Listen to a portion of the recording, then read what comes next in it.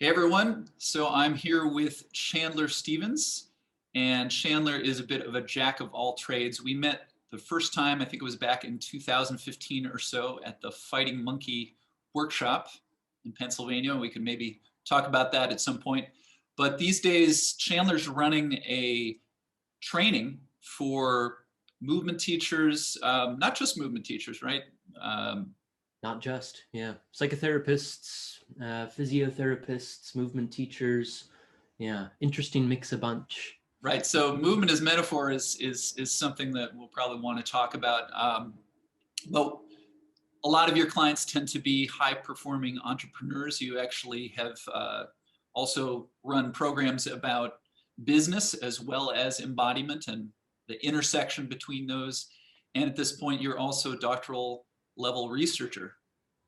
So many hats. Many hats and only so many hours in the freaking day. Yeah. So which hat do you want to start with? What would you like to tell Which folks about? I mean, the thing that comes to mind while we're talking about practice in general on a podcast like this. The movement as metaphor part is probably most relevant, I would think, to the folks listening. And essentially, one of the main ideas behind it is that in terms of the way that we engage in a practice, we could confine ourselves to just physical benefits. And that might be fine if that's what we're setting out to do. But for many people, there's actually more than one sort of benefit they'd like to create. So a lot of the folks that I'm working with, it's like they're dealing with muscle tension or they're dealing with chronic pain. Oh, and by the way, my relationships are crumbling. Or, oh, and by the way, I just can't seem to get my business up and running. Or whatever the case is.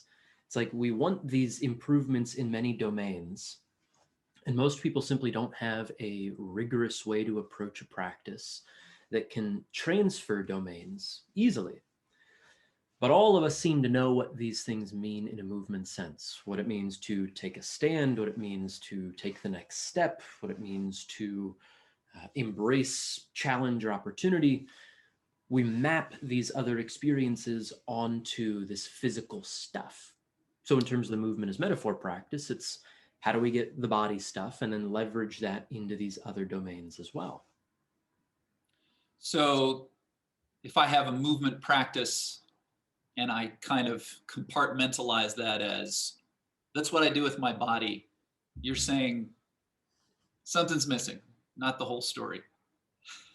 Yeah, it's a weird thing, when we say that's something I do with my body, it makes me think of this particular line from Gregory Bateson, of whom I'm quite a fan. We've talked about Bateson a good amount before.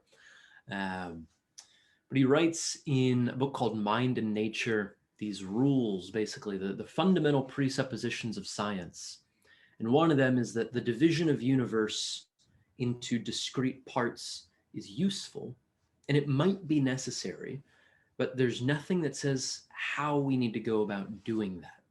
So when we say like, well, that's just a thing that I do with my body, we have to wonder, like, how do you come to make that distinction?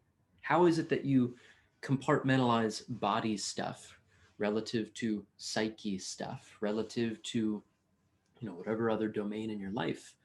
The lines just seem to get a little fuzzy for most people. Mm-hmm. So actually, to back up, though, it strikes me that we're in a time period where the amount of choice we have is just staggering, maybe better put, overwhelming, right? There's too many things going on. We're glued to these screens quite a lot of the time, and even what's coming through the screens is constantly updating and changing and adapting. News travels from across the world in a few minutes, and it's like this feeling of trying to keep up with everything. It's even for the most just crazy, focused person, it's too much. There's too much going on. So it seems to me there's maybe a practical side to what you're talking about in terms of making connections between different realms of life, because also if we tried to pick things off one at a time, it's like we would need to set aside I don't know how much time, but then the world keeps moving. So that's obviously not going to work. So do you find that that's part of how you got to this point of connecting, that you know, because I know early on, maybe in your career, you were doing things that might be thought of as more straight ahead kind of movement work. Yeah, yeah. So my background professionally, before the movement work, I was a biological researcher at the Environmental Protection Agency. So the scientific lens is one that I carry into all of this. But then when I started out in the entrepreneurial world, it was just running a movement studio. And it was kind of like Tarzan movement. I was into natural movement. I was into the intersection of natural movement and somatic stuff. And it was primarily body oriented. But I kept finding that even as we were going through these various movement trainings or education or tasks or whatever, people would bring in all of these other issues and they would keep saying things like, you know, it's like you're my therapist, haha. I'm like, well, to what degree is that true? I mean, if that's a part of your phenomenological experience, maybe this actually is a therapy of some sort. And that got me down the rabbit hole of some of the psychology stuff, which I'm pursuing more at this point. But I think to your point before, you're right. There are so many discrete building blocks we could focus on. It's like I could put my attention to running my business. I could put my attention to working on this relationship. I could put my attention to improving my shoulder mobility. I could put my attention to healing trauma from my past. All of these little discrete elements. And you're right, there simply isn't enough time if we approach those as different entities, quite frankly. And we could have a whole conversation around people's tendency to bite off more than they can chew. Well, that's a whole other can of worms. But it seems to be that if we look at sort of a logical hierarchy, there are behaviors that we engage in. And then there are categories of behaviors. And this is one of the sort of Bateson ideas again. And then there are categories of categories. And so rather than look at all of the individual little building blocks, if we can create a change at like a category level, that actually has broader applicability. That increases the domain transferability of whatever we're practicing.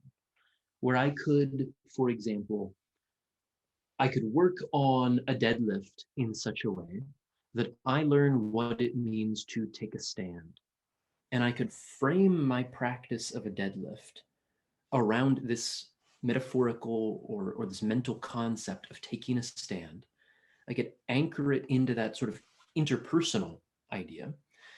And as I'm going through the deadlift, I will be primed in a sense to identify connections. I will be primed in a sense to actually take that and put it elsewhere, which really is what the whole metaphor idea comes down to, right? I mean, if we look at where that originates, it's like, well, you carry across and over. I mean, the transferability is built into a practice like that. So is this partly the result of your own experience? Obviously, you're teaching others at this point, but every movement teacher has their own practice, and you have to assume that, especially again in this world where there is so much choice. I mentioned meeting you at the Fighting Monkey workshop. We've also crossed paths in Feldenkrais training contexts. I know that you've been involved in outdoor movement and, you know, all kinds of different contexts. Did you find at a certain point that, you know, you were focusing too narrowly and then had something, you know, you went through things that kind of, that's what led to you to present what you're doing with your clients in this way? Mm-hmm. Yeah, so a little earlier on in my career, I was writing for Breaking Muscle magazine, and it was mostly movement, fitness, mobility oriented kind of stuff. And I remember distinctly, I was coming back from, I think it was an exuberant animal weekend out here in Washington. I was flying back home and we hit the worst turbulence of my life. And I was freaked out. I was in scared monkey mode, and half the plane was puking, the other half was sobbing. I was kind of like, ugh. I was that awful mix in between, but just terrible turbulence. And I thought I was gonna die.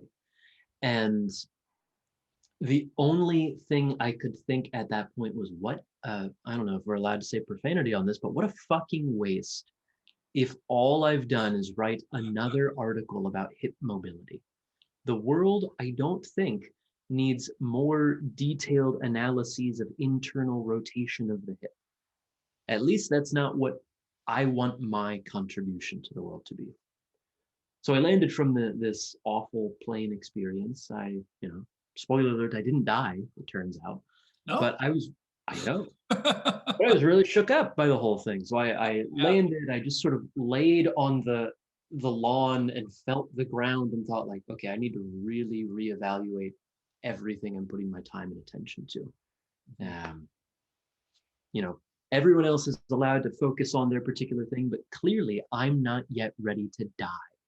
There is some world that I would like to inhabit that I've not brought to fruition. And so, I realized like I'm way too narrowly focused here. Even though I'm connecting the dots between, the natural movement world and the somatic stuff and all of that, it's like I'm not on track to die empty. And that was a really uncomfortable realization for me. Right. I was joking with you before that I'm so good at taking tangents and going in many directions, and there's already a number of directions that we could go here. But so you're welcome to pick up threads if they get dropped later on. Okay. So one of the things that I know that you have taken forward from that experience is, in fact, something that many of us are probably not putting on the agenda when we go to do whatever our movement practice looks like on a daily basis. But it's death, right? You often in communications or in some of the workshops and classes I've participated in where you were teaching, you actually bring up the subject of death. So why is that useful? Oof. Oh boy. It seems like the thing for which we're all practicing. I mean, I can't help but think, and people are welcome to poke holes in it, but it seems like a pretty rigorous way to look at it. I can't help but think that every practice we're engaged in is utterly useless if it doesn't help us meet death with more composure. I mean, the way that I envision it is, well, we know that everybody's going to die. And there's going to be a logical moment right as you are dying.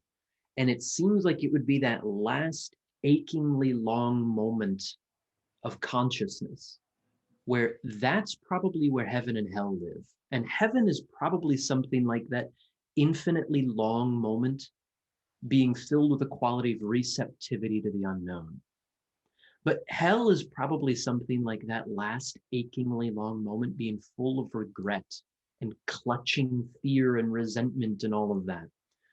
So I think if we aren't organizing a practice around dying the way we'd like to die, then we're really pushing the buck down the road in a way that is going to be uncomfortable at some point.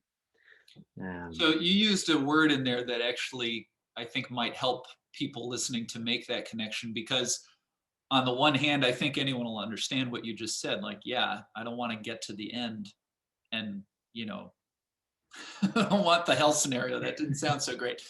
But, aside from just sort of pondering that and thinking about it on a day-to-day basis, when I'm also very much wanting to keep myself alive and healthy and I'm trying to move forward to my goals, one of the words that you used there that is one of the most just the clearest things about what death is the unknown. We don't know what it is, aside from what we know that we don't know. And the things that we know that we don't know are actually part of daily life, and they're even part of movement practice. So, if I'm trying to find my way into some particular yoga posture. I'm in the yoga class and the instructor's doing it. The person next to me is doing it, but every time I begin to even approach it, I have some screaming pain somewhere.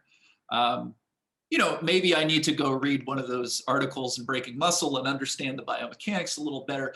But there's also, if I can take care of that stuff, there's still the thing about, I don't know what it feels like to put my body in that position, which maybe it looks like a contortion from my point of view, because, we all have that experience if you're watching an actual contortionist, who does things that you would never be able, it's actually a little uncomfortable, right? Like, that person just squeezed themselves into a little box, but if I did that, I would break, right? So not that's not the goal of the contortion, but maybe it's the yoga pose, and maybe it doesn't feel so far off, but there is a bit of a divide, because right now my approach into this position, or some dance step, or whatever it is that I'm working on in my movement practice, there's, aside from the problem of figuring out how does my body do that, there's really just this thing of, I don't know if it's going to be okay or not. And yet I sure can't get there if I don't confront that on some level. I mean, well, you could just put your head in the sand and hope that things are going to work out in your favor. Right. Or I could, on the other hand, I could just crank on my body to force it. But we often, that's where guys like you and me get clients sometimes, is people who've done that one too many times already.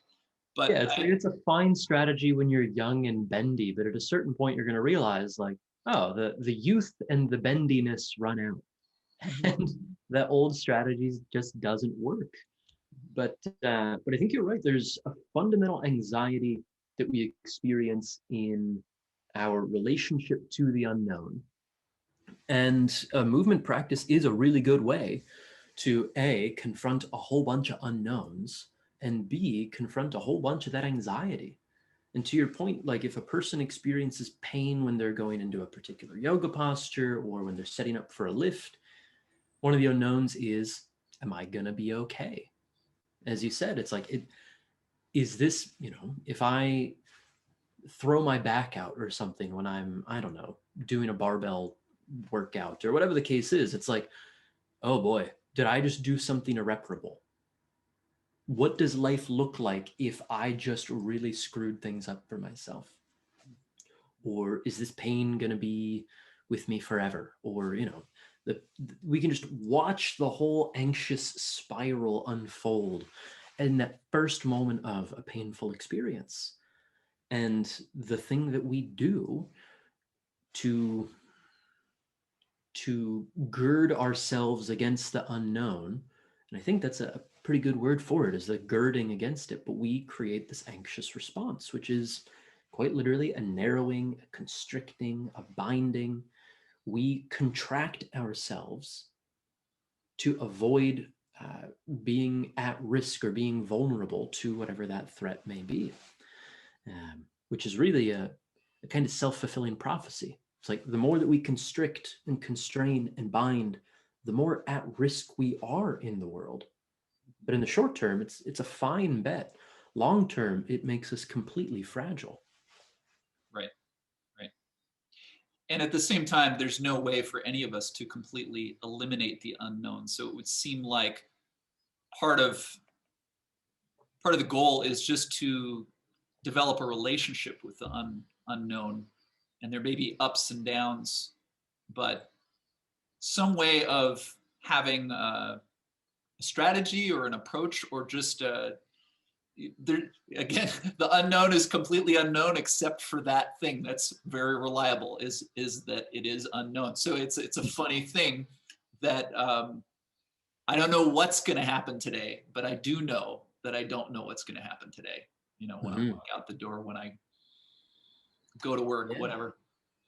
Yeah, it makes me think in Lacanian psychoanalysis, there's this idea that the unconscious is sort of the unknown and the unknowable, and it's simultaneously everywhere and nowhere. It's non-localizable. As soon as there's evidence of it, it disappears. It pops up and then immediately retracts itself. But you have this intrusion, basically, of this unknown. And anytime we have this sort of intrusion, it's disruptive. It's disruptive at best and shattering at worst when you encounter the unknown or the unconscious. I mean, a slip of the tongue, for example, would be one of the manifestations of the unconscious. And that could disrupt your train of thought. Like, I remember it was early on when I was going through psychoanalysis as well. At one point, I was talking about, I think it was a colleague or something who was sort of like driving me crazy. And I'm sitting there talking about it and I go, "Are you killing me?" And it's like, oh, well, no, the phrase is, "Are you kidding me?" But what instantiated itself through my speech or through my actions, I mean, speech is a behavior, right? What instantiated itself is this thought of, "Are you killing me?" Now, of course, that's a very different idea to convey rather than, "Are you kidding me?"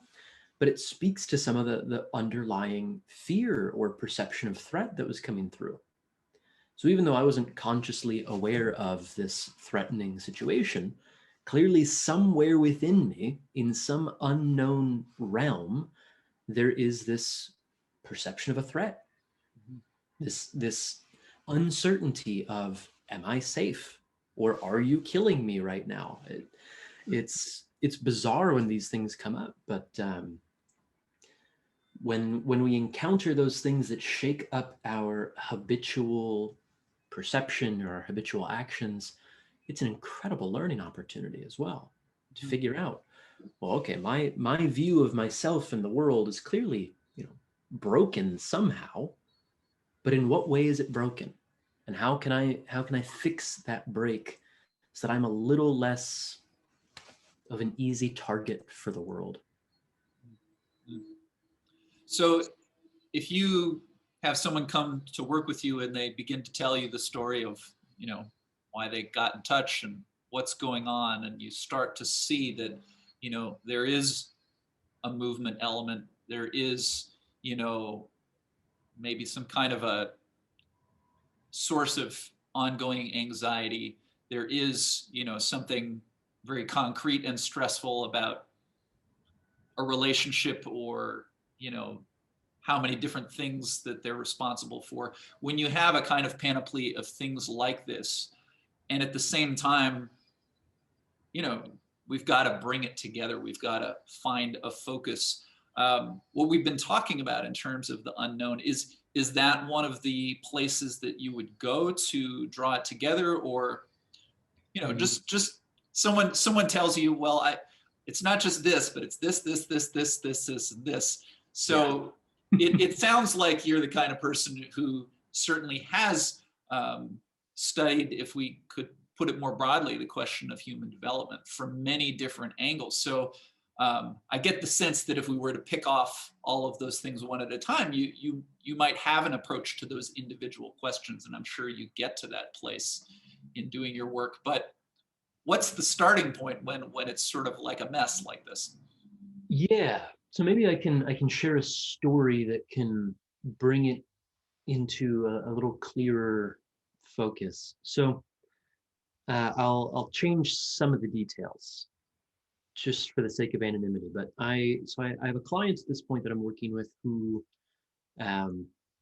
is at the top of her game, like recognized world-class performer in many different ways. And the way she organized this sort of, I like the phrase too, the panoply of problems. That's a really good way to put it. But so she mentioned on the first time we were talking that she is, so to speak, living the dream, and yet it's not the dream she wants to be living. And she doesn't quite know where to go from there. But so along with that, there's a sense of anxiety. There is a loss of sleep, a disruption of normal sleep patterns. There's some tension around the pain or tension around the pain.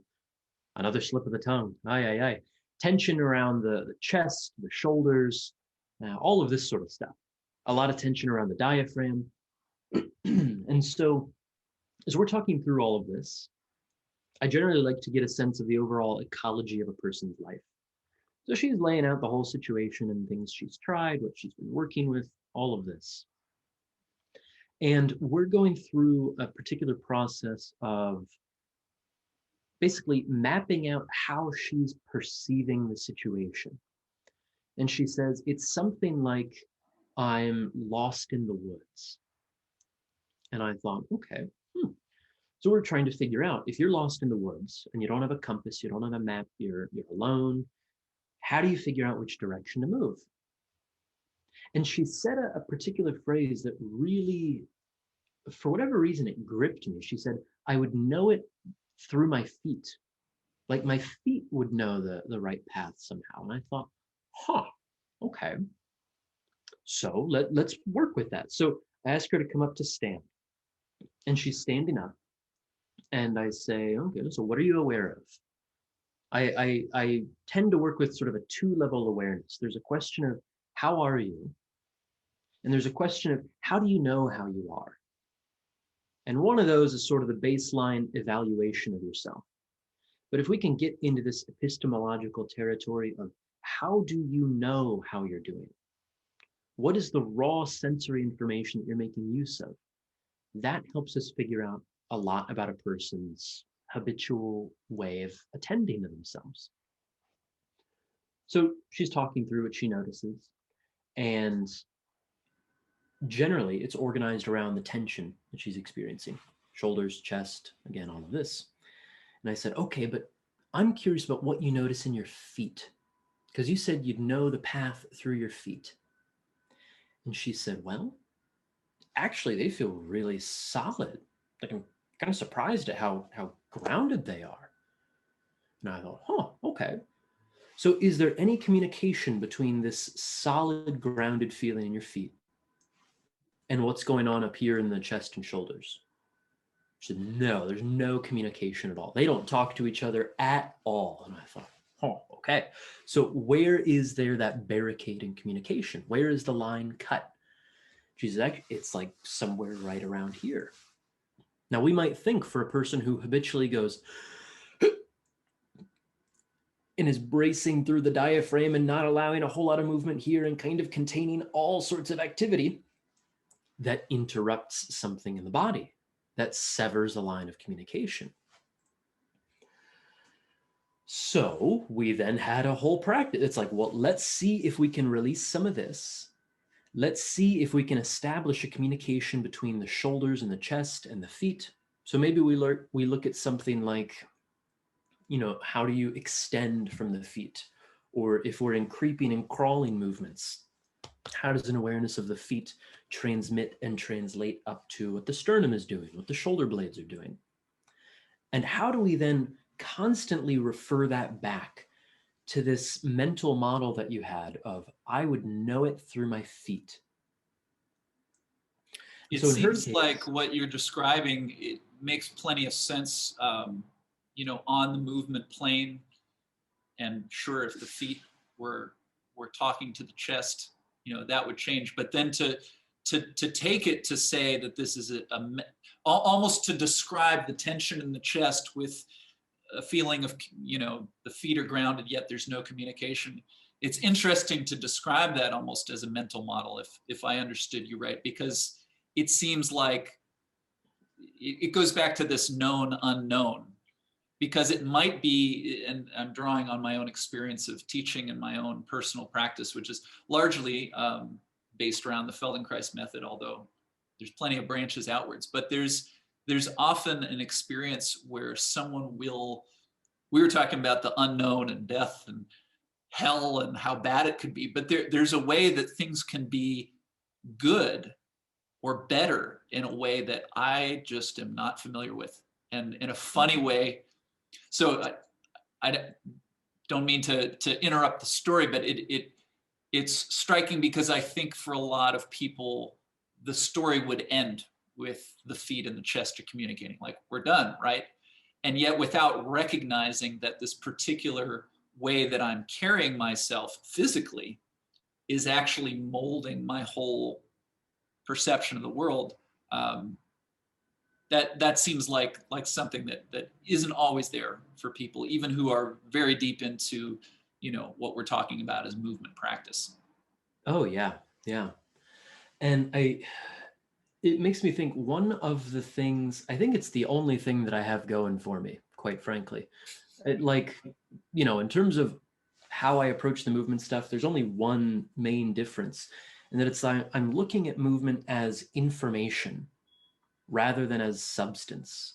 And this is one of the old epistemological splits in Western thought. Is the fundamental nature of the world substance? Are we looking for the building blocks, what it's made out of? Or is the fundamental nature of the world form and pattern and relationship? Are we looking for how these elements interact? And so I partly through the Feldenkrais work, partly through some of Bateson's stuff that we've touched on, I just decided, it strikes me that the thing to focus on is how these things interact. So whenever I'm looking at a movement dysfunction, I'm thinking in terms of form rather than substance. And that to me seems like one of the key distinctions, and also one of the more valuable lenses we can bring to these things, is what are the means whereby we are forming ourselves within the world as psyche, as soma, as all of this. If we can get a sense of the underlying mechanisms of that process, we can create a profound degree of change relatively quickly, and without a whole lot of, as you mentioned, the kind of grinding, straining, the toil that we get accustomed to. Mm-hmm. To make a connection to the previous conversation I did with my colleague Andrew Gibbons, a lot of what we were talking about is the role of attention in movement practice. And it strikes me that this distinction between substance and information is also, to follow it up, it implies a different way of paying attention to myself as I move. And would seem to me it's a broader kind of attention. Because if I am looking for the nuts and bolts of things, I just have to, figure out what's going on inside the knee joint so that, I'm not going to feel that twinge anymore and I can zero in. And of course, I think there's a lot of value in doing that in certain circumstances. We certainly do need to have a very specific focus. But it would seem that, again, maybe it's well, I wonder if what you're talking about is less rare than it would have been 15 or 20 years ago. I mean, it's just really fascinating to be in the world of movement today, and people, on the parkour end of things, or, all kinds of new movement forms that are cropping up. People are constantly doing things with their bodies that have never been done before. But it would seem that, again, to get to that place, we have to develop a broader attention. So to pay attention to what you're talking about as a relationship rather than just, the single entity. I could imagine that, I guess I bring it up is because at the same time that might be what feels a little uncomfortable for someone coming into a practice like what you're describing. I'm not used to paying attention this way. Yeah, it shifts the center of gravity of our attention in a pretty peculiar way. The thing that comes to mind is this line from Bateson where he's talking about ecological thinking, which is basically, ecology is the study of relationships, more or less. So we can apply it to environments, but fundamentally it's a study of relationships. And he says, you can't study one half of a relationship and make sense. What you make is disaster. And that's more scarily true than we might care to admit. Because if I'm looking at, let's say, a knee dysfunction, and all I'm doing is myopically focusing on the structure of the knee, and I'm not looking at how it relates to the other parts of the body, and I'm not looking at the demands to which it's subject throughout the rest of that person's day, or I'm not looking at, all of the other possible connections, and of course we can't see all of the connections, but if I'm not at least carving space for those other connections to present themselves, and I just focus on what's the status of the meniscus there in the knee, that's the cause of this knee pain. It's like, no. In any complex system, we can't think in terms of cause and effect. But cause and effect is precisely what the substantive world loves to look for.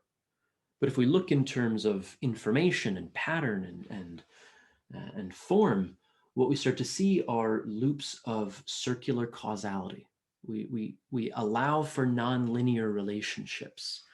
We start to think that there are patterns of feedback driving things, which we can just check our experience day to day and say, oh, yeah, that's a little better fit of how we experience reality is feedback and recursive loops rather than X happened and led to Y, which then caused Z. I mean, we're not billiard balls hitting against each other and rattling off in a particular direction. If I say something to you, I don't cause your response any more than when you were, 6 years old and you scraped your knee. That caused your response. We have to hold space for all of the different contributing factors here. But you're right, it's a big shift for a person. Do you think that there's a way that someone who just knows that they want to improve and they try one thing and they try another, and some things work better, some things not so much. Do you think that this viewpoint is something that by hook or crook might logically someone would arrive at if they were persistent in moving forward, if they hopefully had gotten past the point of just forcing themselves through tiny cracks where they won't fit? But is there something inevitable about the need for this kind of a viewpoint or this approach to practice? I think it seems to me that, first, you're right. I mean, there are many ways to develop a viewpoint like this, and there are many ways to develop a practice like this. I mean, there are parkour athletes who have this same sense of composure and whether they're cognizant of not, they're finding the maturational components of a parkour practice. Or people can go through Feldenkrais, although it's pretty rare to see people actually making use of maturation within the Feldenkrais work. Or people can go through it through judo, or people can go through in all these different places. So the what of the practice doesn't seem to be all that important. We could probably look at it and say that there are some practices that afford more opportunity than others. But the how a person is engaging in the practice really does seem to be the main thing. The challenge, I think, for a lot of folks is that when they are heavily invested in one particular practice, let's say parkour practice, they are potentially blind to the limitations of that practice. Mm-hmm. And, again, that's not just parkour. That applies to Feldenkrais, thinking that that's the panacea that cures the world. That applies to yoga, thinking, well, yoga is everything and it's for everybody. It's like, well, no, it works for some people in some contexts some of the time. But we also have to be able to account for the limitations of every practice. Yeah, so you and I have talked a little bit about this question of how people make use of the Feldenkrais method. And you said a lot of people aren't finding maturation. At the same time, when you say that, I'm reminded of one of my trainers in my Feldenkrais program, literally saying, this is a maturation program. And I think that's something, from what I understand, Moshe Feldenkrais would probably agree with. He's certainly talked about an individual. One of the books is Body and Mature Behavior, right? But one of the focuses that is what I want to bring out in all of these conversations, and so this seems like maybe a good place to do it, is this point you were just making about how I think many of us were looking for the right practice. Is it meditation? Is that what I need? Or is it Feldenkrais? Is it yoga? Is it just running more often? What is it that I need? And yet that's not the whole story.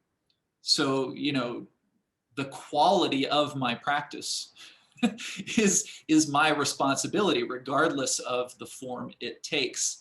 And hopefully for listeners, part of what these conversations are going to do is to give a little more orientation on how do I build my own practice. One of the phrases that I keep coming back to, just my way of kind of summing up a number of things, is how do you build a sustainable and meaningful personal growth practice? And I guess the word I want to highlight in this moment is personal, because maybe for me, parkour just looks a little too crazy. And I actually did a bit of parkour. I fell on, probably cracked my ribs, although I was never in the hospital. I fell and my chest went right across a bar that was still like 4 or 5 feet off the ground. And then I went the rest of the way down. But Yeah. So I loved it. But anyway, that's another whole story. But there is this, again, this endless, if we use that word again, panoply of possibilities, of options. How many different kinds of movement classes could I take? And maybe I get something out of parkour and I get something out of meditation, which would seem to be a world apart. But at a certain point, I have to kind of deal with the fact that I have a schedule and that I have other things to do. And yet I want to move forward. So, one approach could be, well, I'll find some wise person, in the movement world, and I'll just, hopefully they can deliver me the formula. But I think that could be a starting place, right? Try this, do this every day, but at a certain point, this is my view, I think people really need to figure out, what's my version of this practice? I'm a yogi, okay, but how many forms of yoga are there? I mean, Feldenkrais, how many different things is Feldenkrais used for? From helping people with neurological difficulties all the way to a high performing athlete, who wants to level up in some specific way. So, going a lot of places here, but the question has to do with how does an individual begin to sort and put together a meaningful practice that is something that it's not a random string of one thing but that has a continuity that can take me somewhere over time. Mm-hmm. Yeah, the organization of a personal practice is going to depend on a couple of things, I think. One is, it's got to be something that you're actually able to do for the time being. So it has to fit within the constraints of your life. I think a lot of the times we get these idealistic expectations of, to your point, I'm going to do this and this and this and this and this. It's like, well, are you able to still find time to eat and hang out with loved ones and take care of your, biological needs and sleep and work? So we have to figure out, all right, how many hours in the day do we have available? Is it important for me to work in person or remotely with an individual? So we've got to consider some of the baseline constraints there. Then I think a really valuable question for people to consider if they want to organize a practice that actually unconstrains them from their historical patterns would be a question of, what sort of person are you? Now, what I mean by that is there are certain adjectives we use to describe ourselves. These are the things that we use to describe our self-image. So if I'm a confident sort of person, and I'm a curious sort of person, and I'm a whatever sort of person, that's fine. I could be a meek sort of person, or a timid sort of person, or an accommodating sort of person. All fine as well. The thing to keep in mind is that these aren't imminent qualities of an individual. It's not like those are, found within the person. Those are patterns of relationship that have developed within a particular historical context. It also sounds like a particular narrative. Exactly. Even to say, I am a confident person, maybe someone else won't agree with me, but that's my story. Mm-hmm. Yeah, so if we get this sense of what sort of person we are, we get a sense of what sort of world we developed within, according again to our perceptions, like you mentioned. So the meek and accommodating person probably grew up in a sort of world where they perceived the world is not the sort of place where I can speak up for myself.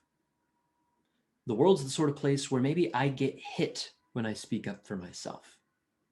So that person then carries these patterns of perception and action forward. They engage in transference. They bring that into every relationship they find themselves in at this point. So I think the sort of person you are lens helps you figure out, all right, in what sort of world would that have made sense?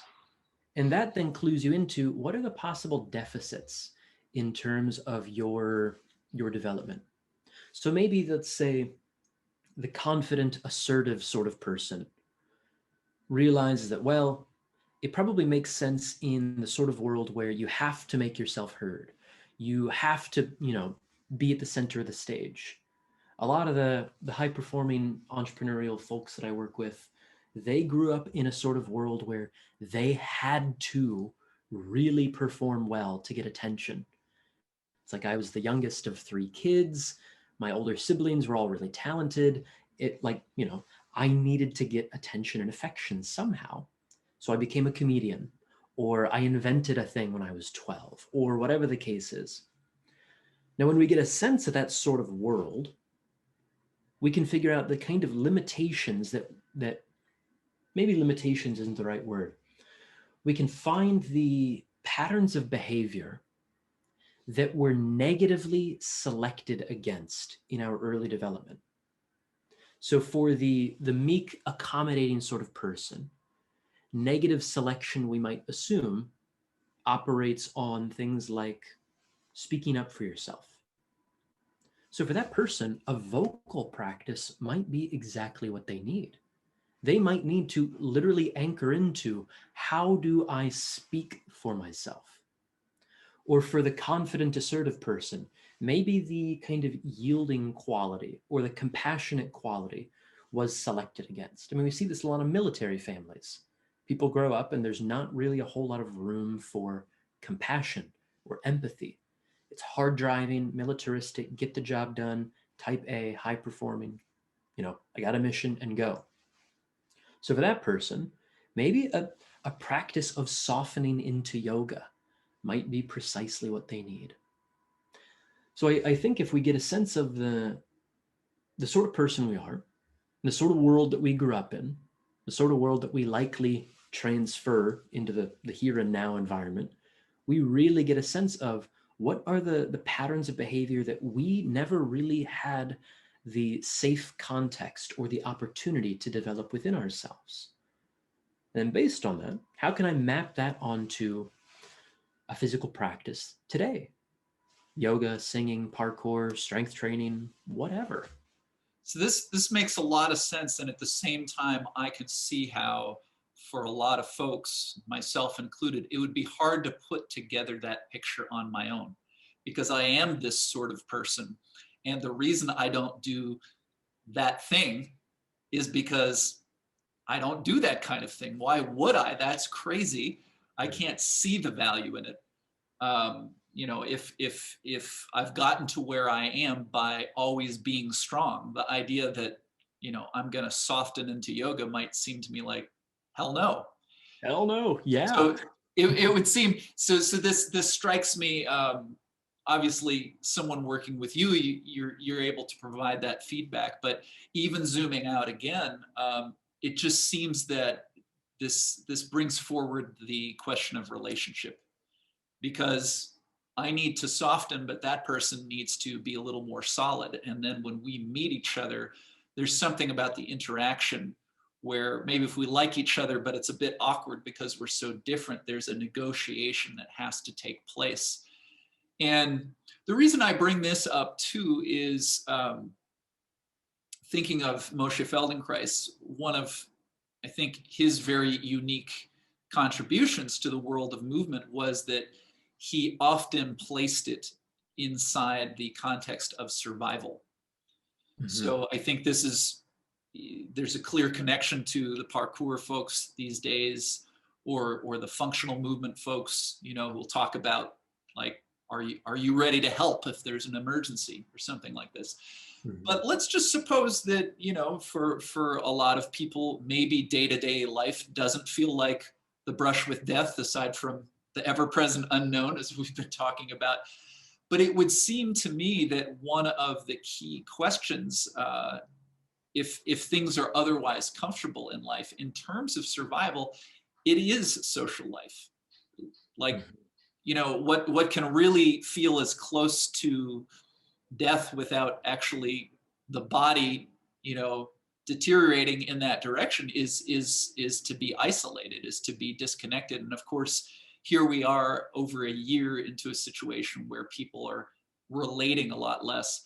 Maybe just to turn a corner a little bit, what's your experience been like over the last year, or what are some of the experiences, the people you've been working with over the last year, in terms of the impact of less movement, literally, and less relationship?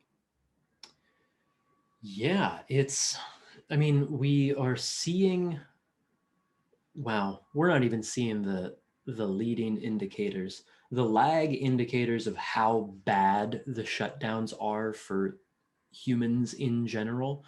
We're going to see that for decades to come in terms of people, as you mentioned, their ability to socially regulate.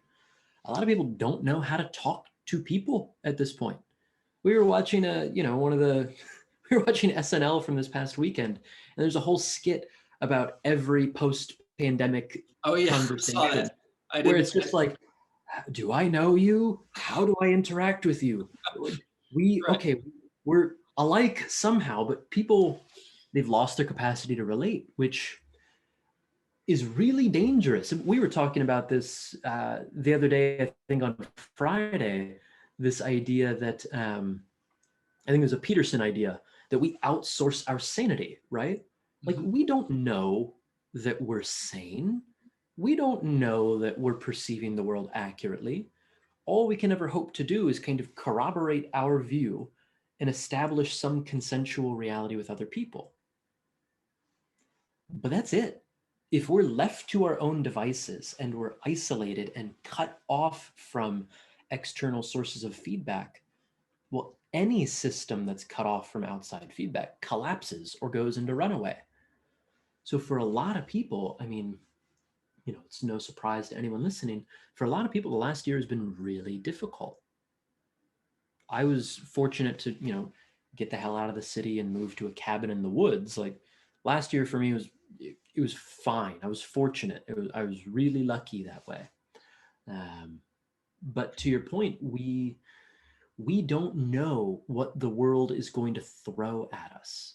And I think that if anything, more people are at least considering, given everything that's happened over the last year and a half, are really considering, was life before, was the normal that we're trying to get back to, is that what I want for myself?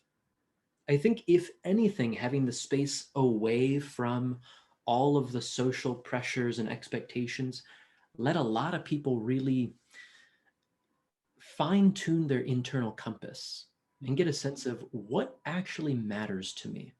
Mhm. I mean, my girlfriend and I had been talking about just getting out of the city and living in a cabin in the woods for years. And we just hadn't, for whatever reason. And then the shutdowns came, and we thought, well, it's stupid to be shut down in a city where you can't do anything. Why are we delaying this thing that we keep saying we want? So it was a real forcing function to say, okay, like, let's go do that thing that is deeply meaningful for us. Mhm. Um, yeah, there's nothing like a global catastrophe to help you really hone in on your priorities. Right, right. Well, and this is the thing that we could also say is the unwillingness to confront the unknown, the sort of tendency we have to fall into patterns because they make us feel safe, they're familiar. Maybe it's a great strategy this week, but we don't know what's going to hit us. And so it strikes me, and I'm also basing this on previous, dialogues that we've had, but it seems to me that a bit of the story you're telling about your experiences in the pandemic is you didn't know this was going to happen, but you sound like a kind of guy who knows like that something like this could happen.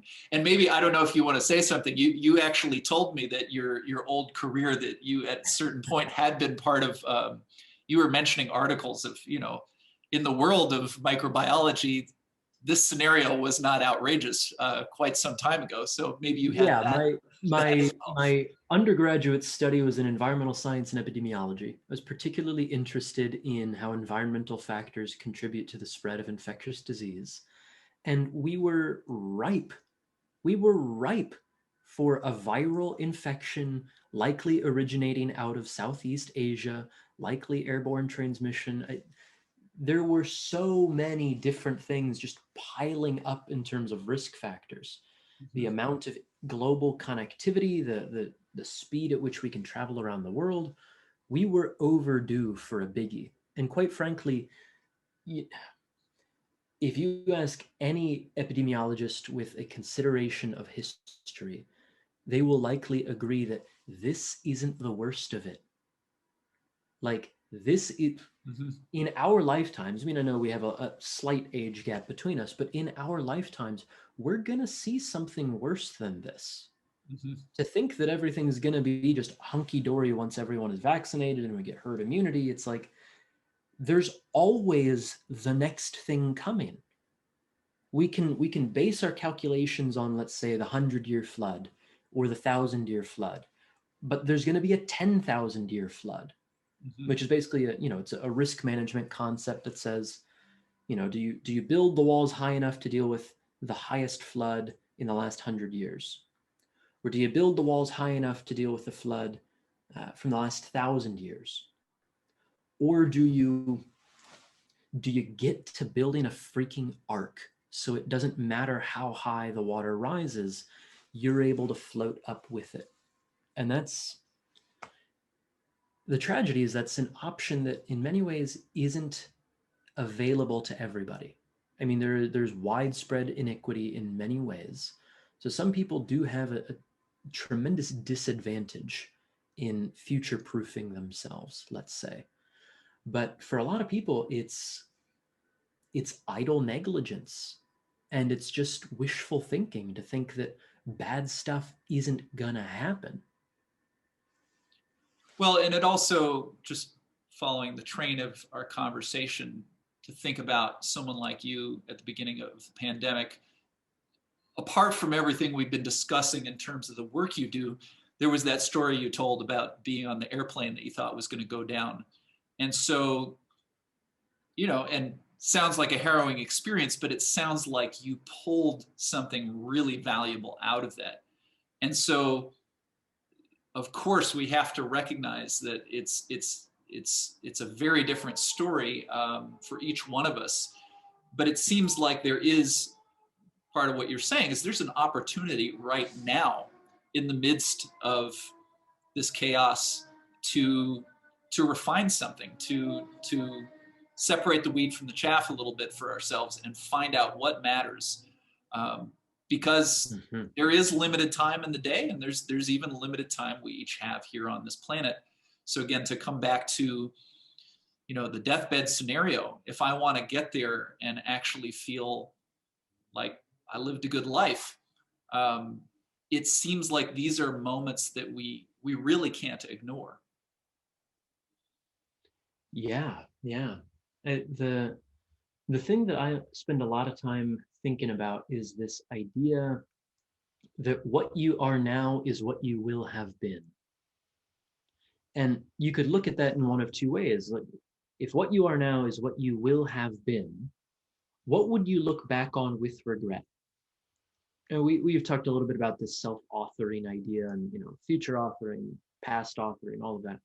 But truthfully, the actions that we're engaged in day to day are are affording us a certain future, and they're pruning away other opportunities. Yeah. So on one way, it's like, well, what would you look back on with regret? What would you regret having been 10 years down the road, 20 years down the road? And what can we do to obviate those possibilities? I think for a lot of people, there's a sort of utopia syndrome where we think we can just get this ideal life. And generally speaking, you know, people can organize their lives however they want. I think if we organize it in line with cybernetics, we've got a more accurate view of what we know, how systems operate. So those operate by selecting against bad options. So I'll, often refer people to this idea that I got from a guy named Nick Peterson, brilliant business fellow. He talks about this concept of raising the floor. How do you make your worst not quite so bad? So in a business sense, how do you avoid the months where you operate at a loss? What do you need to do to at least make sure that you break even every month? Or in a movement practice, how do you avoid rolling your ankle when you're out on a hike? What do you need to do to avoid blowing out your back when you're running on the trails or something like that? So if you can hedge against the worst case scenarios, usually the rolling average of things works out in your favor. You might not get the pie in the sky utopia, but you're going to avoid a lot of misery. And people really underestimate the power of avoiding misery. We spend a lot of time chasing the thing we want and not a lot of time preventing the things we don't want. Mm-hmm. Mm-hmm. It It seems like, seems to me that you're talking about another way of expanding the scope of attention also. mm-hmm. To imagine the future is to just enlarge the time scale of what I'm doing in this moment, how I'm choosing to spend my day. It's like just choosing to see the ripples as opposed, because those ripples are there. I mean, if I get up out of bed every morning, and have the same kind of breakfast over time, what exactly is it going to do to ingest that particular combination of ingredients over and over? Is that a good thing or not? Mm-hmm. But let me see. Another thing I'm pulling out of just previous conversations, but it might be another just an interesting angle to come at some of this stuff. Coming back to the question of practice, and including everything we've said about working with movement being related to the story that I tell about what sort of person I am or the way I see the world. I know that one of the things that you've been doing over the past year that you've talked to me a little bit about is working with the eyes. I think you had some special prisms. And so there's oh, you got one there? I've got a couple of them right here. Yeah, we've got, plus minus lenses. We've got, prisms, things that. Cool. Well, so can you talk about a little bit of maybe how you got started with that, and then obviously it has something to do with your eyes, your ability to see, but is it something you're doing that you found also has ripples, more broadly in the way we've been talking about? Yeah, the way I got started is, maybe a common refrain. It's like, we may as well consider the worst case scenario and then again think how we can hedge against that. So I realized I'm really dependent on corrective lenses. And if the world should collapse, I'm a sitting duck because, I can't just go knock on the door of a lens crafters and get some more corrective lenses. So I was wondering, given this idea of, functional improvement versus a structural change, I was wondering, well, if most of our vision is a functional process and I don't seem to have any structural abnormalities, can I regain my visual capacity? Basically, I'm myopic. I can't quite see distances as clearly. And so, Me yeah, too. I've been working. Yeah, me too. Probably everyone listening too. I think that's a pretty common state of affairs. And go figure, we have this focal length of like 1 to 2 feet in front of us at most for most of the day. And we never really spend a lot of time with our eyes focusing at a distance. So yeah, I came to find, and I was working with a vision therapist for a period of time, that I had this sort of over convergence. My eye posture was like angled in. So I needed to basically work to have my eyes learn how to be angled more evenly, let's say, or at least not so compulsively inward, right? So just to back up a little bit though, you essentially were sitting having a coffee maybe one day and you just kind of got to thinking about the situation, got to thinking about it, kept thinking about it, said, I'm gonna get in touch with the vision therapist. I need to do something It about just this. kind of came to you. It wasn't like you were stumbling around blind and you couldn't see where you were going. It was more just you were starting with this long view.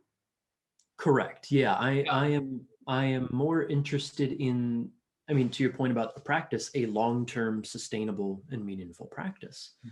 Mhm. So yeah, I was thinking about what are the ways that if the world fell apart, I'm screwed, Mhm. because pandemic anxiety can really do that for a person. Yeah, you get Yeah, a sense yeah, of, I think we've all been there. So at this point, you had a kind of a converged eye posture, and presumably you've begun to shift that.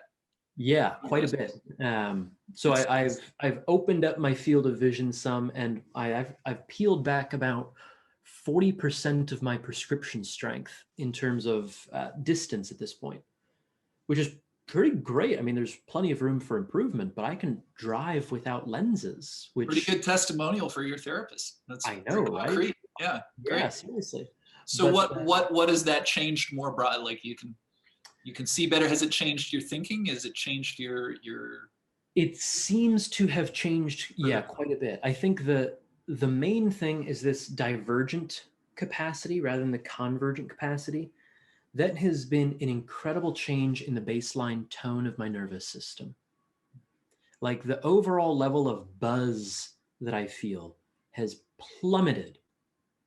Whereas before, I mean, I was really in a pattern of organization where I was buzzing. It was like always on. I don't even know what to think about other than like being on all of this. I had a really tough time actually just chilling out for a bit.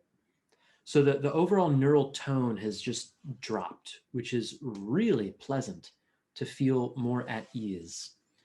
It also seems to have translated into strength development, because if, my nervous system isn't chronically up here, I'm more available for the fine tune adjustments that help me pick up more weight with more ease. Mhm. And even extending out of the physical domain, it seems to me the metaphors we have about vision aren't just physical metaphors. Like if I can broaden my vision, if I can see further ahead, if I can not be so tightly focused, so myopically focused on what's right in front of me, if I can see beyond myself, these things all seem to be qualities of relating to the world as well. And it's been one of the more valuable things I've done for myself. I was going through vision therapy and psychoanalysis concurrently, and that was just this roiling experience. I mean, along with a lot of the Feldenkrais training too. But those things together, it was like I shook some stuff up in a pretty significant way. And it's a good thing that I had the context in which I could go through and dig that stuff up. Because if you don't have a baseline sense of security and safety and social connection and some spare time, if you go digging around into the personal development sort of space, you're going to churn up some muck that's really going to knock you on your ass. And you've got to have a little bit of a buffer to account for that. So yeah, the vision thing has just been incredible in terms of how I feel in the world. Mhm. Terrific. Yeah, while you're talking, I was just sort of imagining, like, maybe for people listening, like, how would it feel if this is how I saw things all the time? The periphery isn't there. And I mean, it isn't metaphor. It's pretty concrete. I mean, there's a metaphorical, I think the word metaphor is like the bridge between maybe the mind and body, or the physical and the more kind of transcendent life experiences we have. But there is a logic there. I mean, if I, talking strictly in terms of my visual field, if it's narrow, how is that going to affect my thinking, the way I talk to people? Because I just imagine, you mentioned driving in the car, but often I find, that the reason that people want to work on turning the head is because they're scared as shit to drive on the highway and to change lanes, Yeah.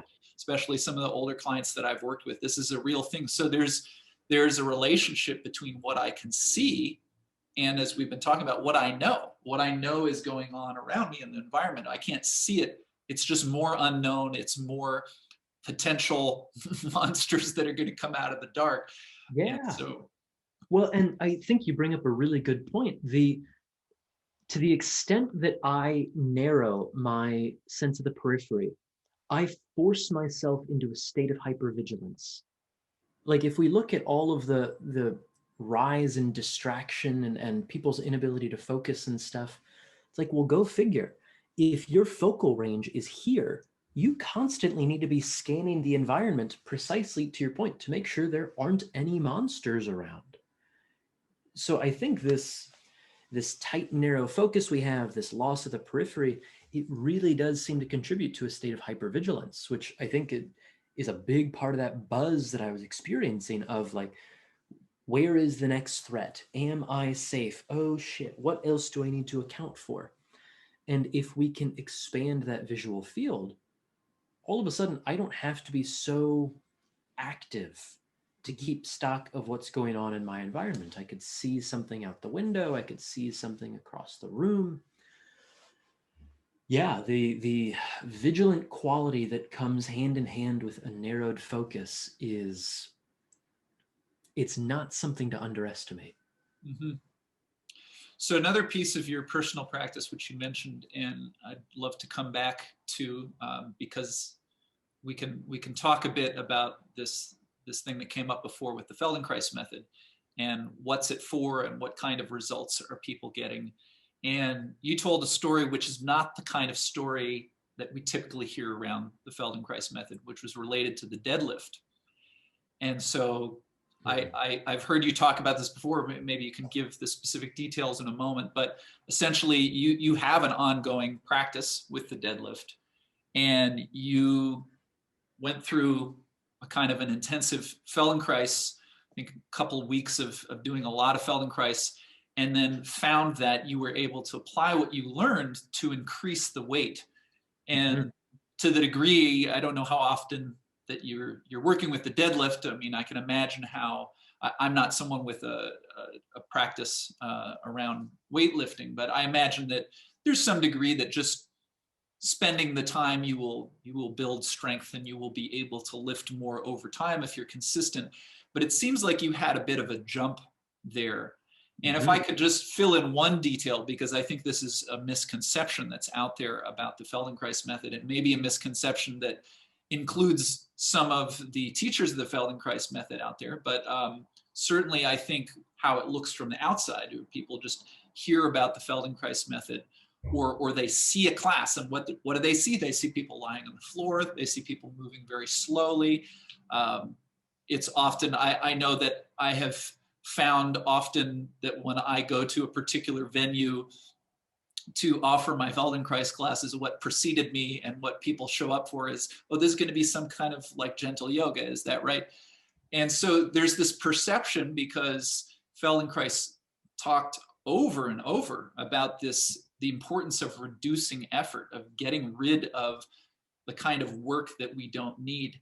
And yet, if we maybe have a little bit of a view like this, and we think that that's the whole practice, it's just reducing effort, that's great for, turning into a puddle on the floor. That's great maybe for relaxation, which is valuable. We need to know how to relax. But to get to the point where you can lift more weight, it strikes me that you're being more efficient in your use of effort. You're spreading the effort more. And I think that this distinction between distributing effort versus merely reducing is part of what's missing in a lot of people's understanding of what Feldenkrais is all about. Well, and it's a good point. Most people forget that there's sort of a second half to what Feldenkrais is talking about. It says reduce the effort, but it's so that you can be more effective in the way you use yourself. It's reduce the stupid amount of effort you're using so that you can use that exertion more intelligently. So yeah, I went through, this 2-week intensive segment or whatever, and I put 60 pounds on my maximum deadlift in a week without touching the bar that entire week either, or in the 2 weeks, I guess. So, or no, actually it was over the span of a week. I had picked up the barbell on a Friday and thought, wow, okay, that seems like the maximum. And then didn't touch it the whole week, went through this intensive week worth of Feldenkrais practice or awareness through movement practice, and then found that my maximum deadlift had gone up 60 pounds. Now that, I'm not all that well versed in the weight training world, but that level of improvement in a maximum deadlift is pretty much unheard of in that span of time in the weight training world. Mm-hmm. And partly it's due to, in my case, it was due to an improved organization of the skeleton, where I was actually able to leverage my muscular activity more effectively by having an improved alignment of the bones underneath me and within me. So that I wasn't, driving my feet into the ground. I wasn't, doing all sorts of these weird external cues. I was lifting up and through myself, and the bar just seemed to float off the ground. And lately I've been doing a lot of work with kettlebell training and the swing in particular. And at this point I'm swinging a kettlebell that's like 2/3 of my body weight, but it too just seems to fly up without much effort at all. And I credit a lot of it to, I'll go through an awareness through movement lesson in the morning, and then I'll go out and I'll do the kettlebell training, and my body is primed for maximum leverage in that case, because I am so keenly in tune with where the various body segments are relative to each other. What's the minimum amount of muscular effort I need to exert to accomplish this task? And it's surprising how strong we can feel when we have that sense of where we are in space. Another point that comes up for me, and again, I think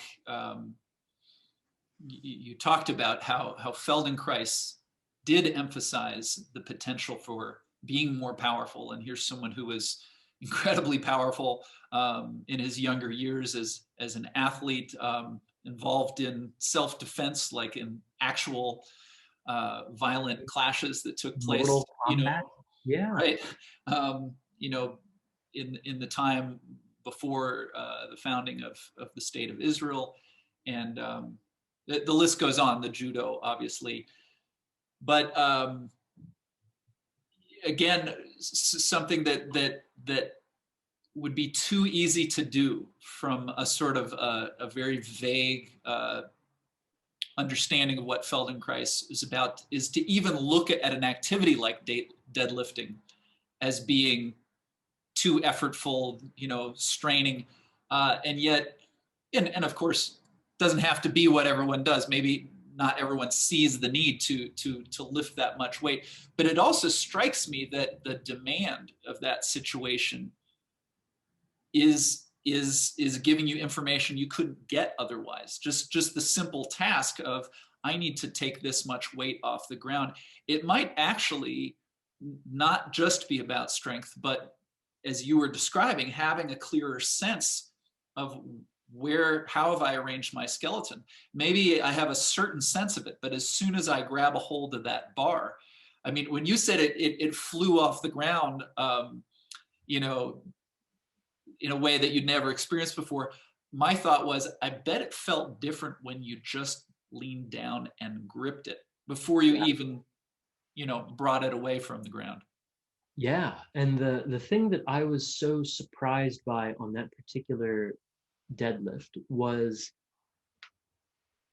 that relative to the way that most people would cue your descent to the bar and your posture and all that, I was totally wrong. Like the way that I was organized and where my weight was distributed was wrong in accordance with most of the conventional cues for deadlifting. I was, it felt like I was leaning over the bar. It felt like I was on almost on my tiptoes. Like I was in a, what many people could call a precarious position with it. But it was a position that actually afforded an incredible amount of mechanical efficiency relative to the task I was engaged in. And I think to your point, there is, there's a lot to be gained from awareness through movement lessons, but there is a sort of information that is unavailable when you are solely focused on the movement of your body through space, particularly flat space. But if you can put yourself in complex environments like in natural movement, if you can organize yourself relative to some other body or an external load, there's a different sort of information available there. Not better, not worse, but different. And so it depends on, what do you want to be capable of in 10 years? Mm-hmm. And is your practice organized in such a way that you are going to not guarantee that, but at least improve your odds of hitting that outcome? Mm-hmm. Yeah, I appreciate what you just said about the environment. One of my clients turned me on to this guy. You may know about him because he's blown up on the internet, but there's this, and I can't remember, I think it's Ben, can't remember the last name, but known as knees over toes guys. Have you seen this person? I've heard of that. Yeah. Yeah. Well, so there's an idea out there that many people hear about, don't let your knees go past your toes. There's something that's not safe about that. And it's preposterous. Like the knees can go way past the toes. Like, have you walked up steps?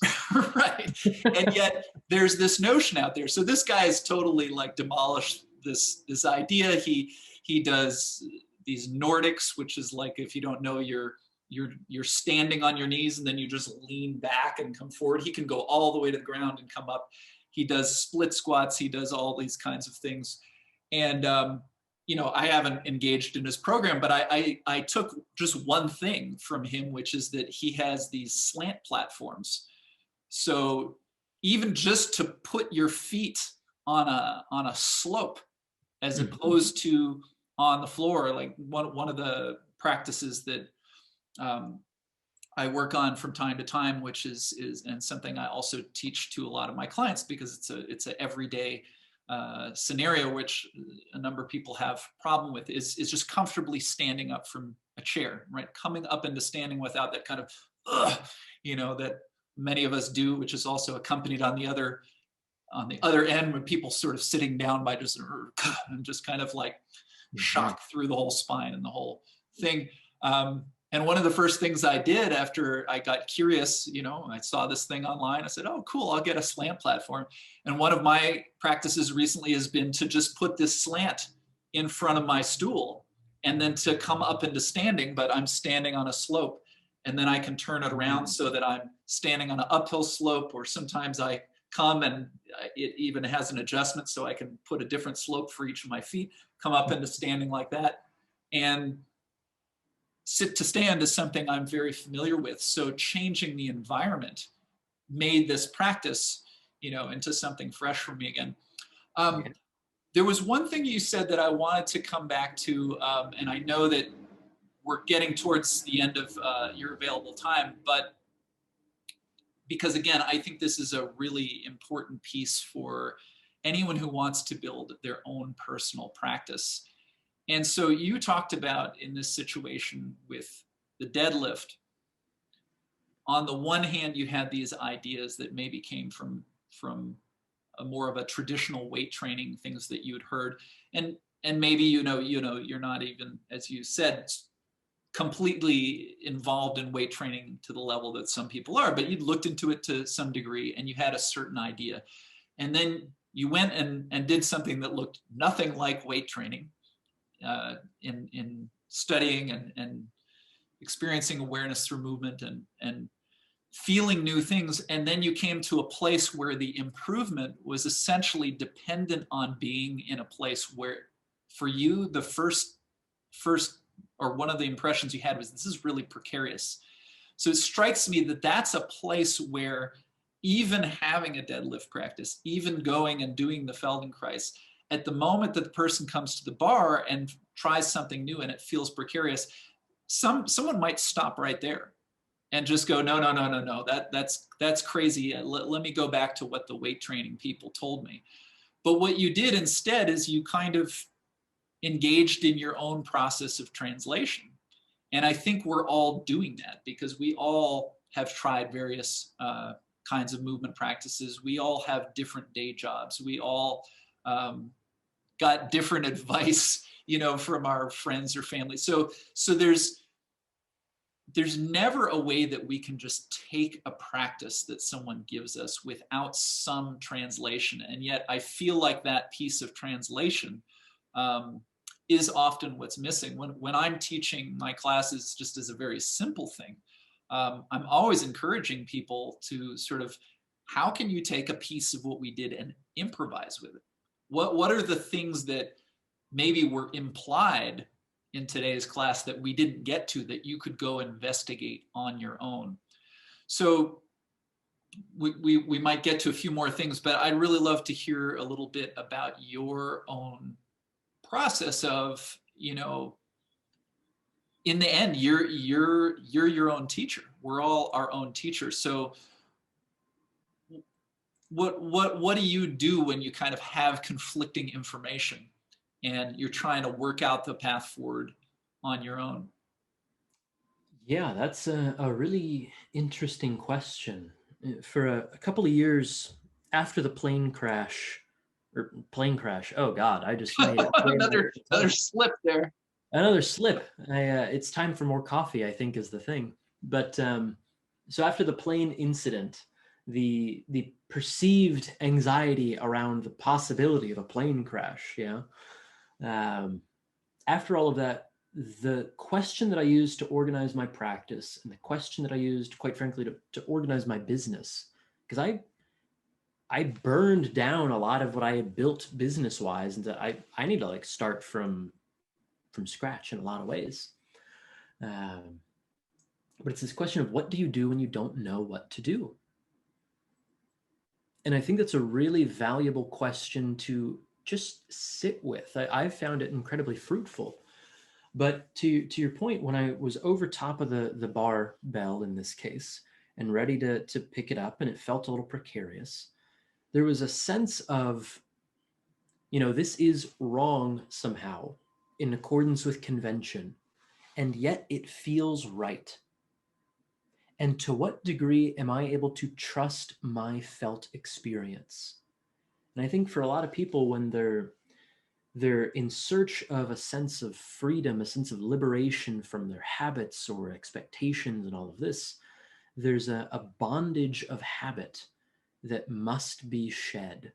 There's a willingness to trust your experience and to take responsibility for the risks inherent in that. Because if you trust your experience, you take everyone else off the table in terms of who you can blame when shit hits the fan. Mm-hmm. So there's a huge existential risk with that. No wonder we go looking for guru or teacher or daddy to come take care of us. Yeah, it's like we transfer all of these historical insecurities. But at a certain point, the maturational process means you must be willing to trust your experience. You must be willing to be on the hook for things if they go wrong. And I think the degree to which we're willing to do that is the degree to which we're available to experience freedom. Yeah, beautiful. I mean, I can see how this is a real question for, among other people, the entrepreneur, because getting to the other side of that, the sort of, dream of the person starting their own business is to write their own rule book, is to set their own schedule, is to,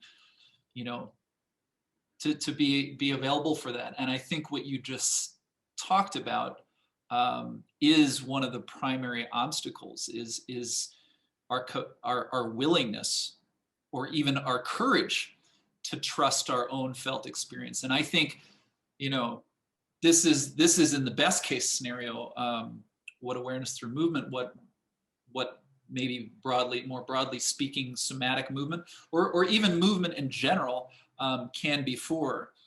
You said a few things earlier that remind me of Feldenkrais's basic idea that, sure, it's not just movement.